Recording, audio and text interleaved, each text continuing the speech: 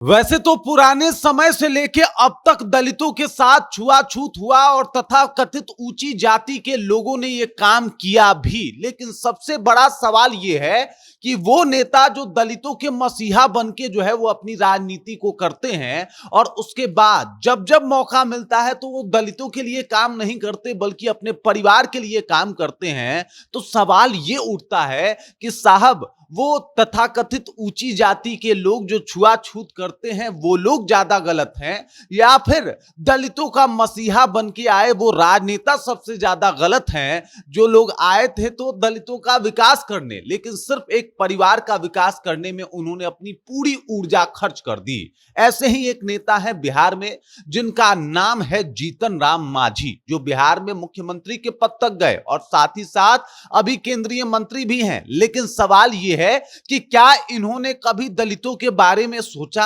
क्या इन्होंने कभी दलितों के विकास के बारे में सोचा, या फिर इनका सोच सिर्फ अपने परिवार के इर्द गिर्द घूमता रह गया और इससे ऊपर इससे ज्यादा इन्होंने कभी कुछ नहीं सोचा। अपने बेटे को जो है वो राजनीति में लाए, अपने बहू को राजनीति में लाए, अपने समधन, अपनी बेटी, अपने दामाद, सबको राजनीति में एकदम से जो है वो एंट्री करवा दी। लेकिन जब एक सामान्य दलित की बात होती है तो उसके बारे में जीतन राम मांझी कभी सोच नहीं पाते।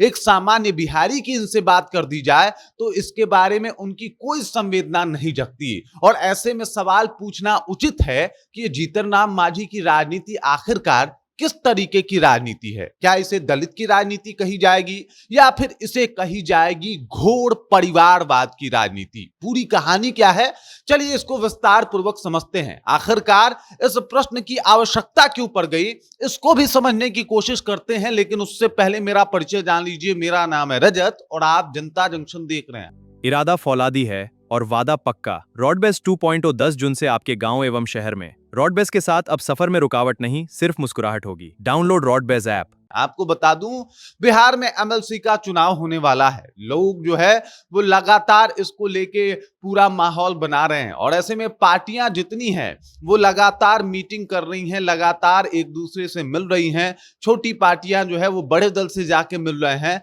और एमएलसी सीट का डिमांड कर रहे हैं, चाहे चिराग पासवान की पार्टी हो या फिर उपेंद्र कुशवाहा की पार्टी हो। ये लोग भी कोशिश कर रहे हैं कि साहब इनको भी एमएलसी का टिकट मिले और जो कि मिलना इन लोग का तय भी है। लेकिन इसी बीच एक ऐसा नाम सामने आता है जिसकी चर्चा लाजमी हो जाती है, जीतन राम मांझी की। जाके सम्राट चौधरी से मुलाकात करते हैं और मुलाकात करने के पीछे का वजह बताया जाता है कि ये एमएलसी का सीट चाहते हैं। किसके लिए? किसी दलित के लिए, किसी मुसहर जाति के लिए, किसी मुसहर जाति में किसी विशेष लड़के के लिए? ना जी ना, बिल्कुल नहीं। ऐसा ये बिल्कुल नहीं चाहते, बल्कि एक बार फिर से खबर ये आ रही है सामने कि अपने परिवार में किसी भांजे या भतीजे को सेट करने के लिए एमएलसी का सीट चाहते हैं और इसी का डिमांड करने गए थे। उन्होंने तो साफ साफ तौर पे एनडीए को चेता भी दिया कि इस बार हमारे साथ नाइंसाफी नहीं होनी चाहिए। लेकिन सवाल यह है कि ये जो सालों से आप मुसहर जाति के साथ, दलितों के साथ नाइंसाफी करते आ रहे हैं, उसका क्या?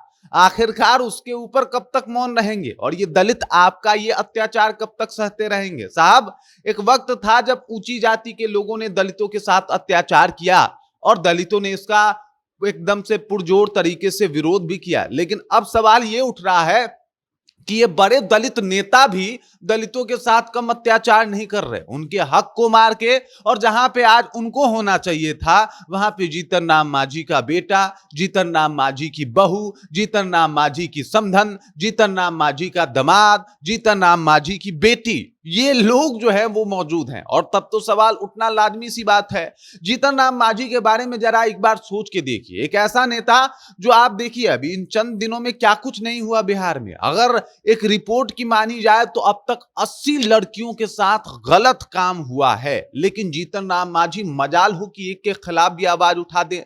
उन 80 में से लगभग 35% जो बच्चियां हैं वो दलित समुदाय से आती हैं। क्या एक बार भी जीतन राम मांझी उनके लिए आवाज आवाज उठाने गए, कई लोगों को जो है वो खत्म कर दिया गया और उसमें से भी बहुतायत संख्या में दलित समाज से आने वाले लोग थे। क्या जीतन राम मांझी उनके लिए बोल पाए? चलिए, ये तो दलित समाज की बात हो गई, अब बिहार की भी बात कर लेते हैं। दिल्ली में पांडु कुमार को एक पुलिस कांस्टेबल के द्वारा अपने ही सर्विस रिवॉल्वर से खत्म कर दिया जाता है और इसके ऊपर जब जीतन राम मांझी से सवाल पूछा जाता है तो वो इसे टाल मटोल कर देते हैं, कहते हैं कि हो गया तो हो गया, अब इसमें क्या किया जा सकता है। लेकिन जब एक हमला, एक छोटा सा हमला इनके समधन के ऊपर होता है तो पूरा ये एसपी और डीएम के ऑफिस को घेराव करने की बात करते हैं और कहते हैं कि साहब, अगर 7 से 8 दिनों के अंदर अपराधी पकड़े नहीं जाते हैं तो हम जो है वो घेराव करेंगे डीएम और एसपी के ऑफिस का।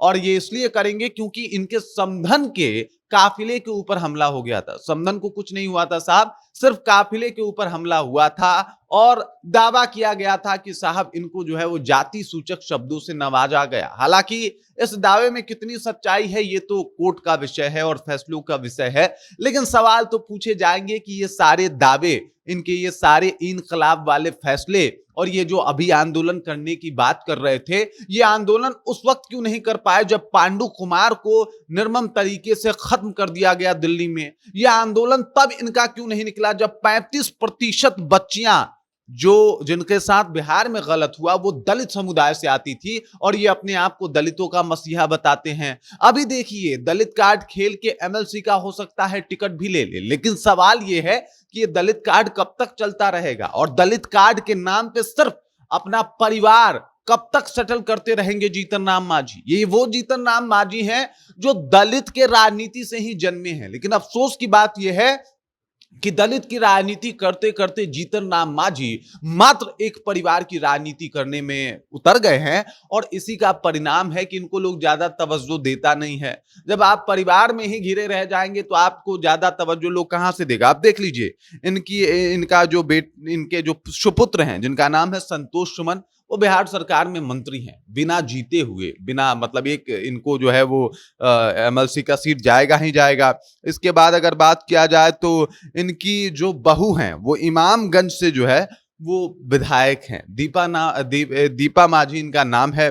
इसके बाद समधन यानी दीपा मांझी की मां संतोष सुमन की सास जो है वो बाराचट्टी से जो है वो विधायक हैं। इसके अलावा इनकी एक डॉटर है सुनैना देवी जो कि मेयर इलेक्शन में खड़ी हुई थी, हालांकि वो चुनाव हार गई थी। और उसके बाद इनके एक दामाद हैं, उनका नाम है देवेंद्र मांझी, जो कि जिनको जो है वो एससी कमीशन में जो है वो मेंबर बना के रख दिया गया। इसके अलावा अगर बात किया जाए तो इनके और बहुत बच्चे हैं और उम्मीद है कि अपने राजनीति करियर के समाप्ति तक सबको ये सेटल करके जाएंगे। और ऐसे में सवाल उठना लाजमी है कि क्या मुसहर जाति में कोई भी संतोष सुमन से ज्यादा पढ़ा लिखा हुआ नहीं था?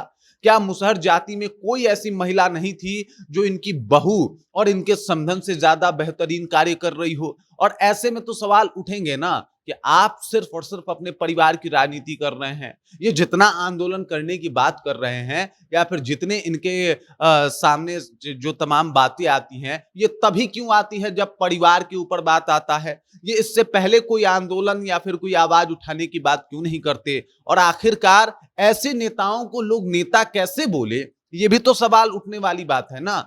जब आप सिर्फ एक परिवार के नेता बन के रह जाएंगे तो आपको नेता कैसे कहा जाए? आप परिवार के अपने मुखिया हो सकते हैं, आप बिहार के नेता नहीं हो सकते। इत्तेफाक से मैं जिस शख्स के बारे में बात कर रहा हूं वो शख्स बिहार का मुख्यमंत्री तक रह चुका है। लेकिन अफसोस की बात यह है कि सिर्फ एक परिवार से ज्यादा ऊपर इनको न कुछ दिखाई देता है न सुनाई देता है। उन दलितों का आवाज भी नहीं सुनाई देता जिन दलितों का आवाज कुचला जाता है। उन दलित बच्चियों की चीख पुकार भी सुनाई नहीं देती जिनको दबा दिया जाता है, खत्म किया जाता है और रौंद दिया जाता है। इनको सुनाई देता है अपनी समधन की व्यथा, इनको सुनाई देता है अपने बहू के जो है वो कहीं ना कहीं दुख, अपने बेटे की कहानियां।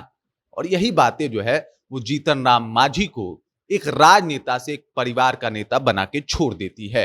एमएलसी का टिकट मांग रहे हैं अपने परिवार के किसी मेंबर के लिए। हिम्मत है तो ये दावा करे कि मुसहर समाज का कोई ऐसा व्यक्ति जो पढ़ा लिखा है उसको ये टिकट देंगे तो माना जाएगा कि वाकई ये शायद अब ये दावा नहीं है, मतलब ये क्लियर नहीं है, लेकिन शायद अब जीतन राम मांझी कुछ बेहतर सोचने की कोशिश कर रहे हैं। बाकी इस खबर, इस जानकारी को लेकर आप क्या सोचते हैं, आपके जहन में क्या कुछ चल रहा है, कमेंट कीजिए, अपना विचार हम तक पहुंचाइए। बाकी आप देख रहे हैं जनता जंक्शन, मेरा नाम रजत है।